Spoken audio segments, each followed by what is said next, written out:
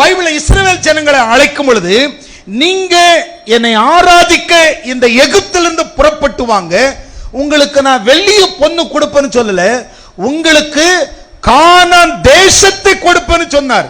சாம்பிளா என்ன செய்தாரு? வெள்ளியும் பொன்னையும் அள்ளி கொடுத்தாரு ஆண்டவர். ஜனங்களுக்கு அந்த தங்கத்தை பயன்படுத்த தெரியல, அதனால என்ன பண்ணாங்க? அவங்க போய் கன்றுக்குட்டி செஞ்சாங்க. இன்னைக்கு கிறிஸ்தவர்களுக்கு தங்கம் தான் பிரச்சனையா அப்படின்னு பார்த்தா, செய்யணும்னு முடிவு பண்ணினவனுக்கு தங்கம் இருந்தாலும் செய்திருப்பான், தங்கமே இல்லைனாலும் செங்கல் சூளையில வேலை பார்த்தவனுக்கு மண்ணள்ளி கூட சிலையை செஞ்சிருப்பான். இன்னைக்கு பிரச்சனை தங்கம் கிடையாது, அவனுடைய செயல். இன்னைக்கு பிரச்சனை அவன் ஆண்டவர் எப்படிப்பட்டவர் என்கிறத அறியாமல் போனதுதான் தப்பு. பைபிள்ல முதல் இன்ட்ரோடக்ஷனே, ஃபர்ஸ்ட் அறிமுகமே தங்கத்துல தான் இருக்கு. கஷ்டமா இருக்கு இல்லையா கேட்கறதுக்கு?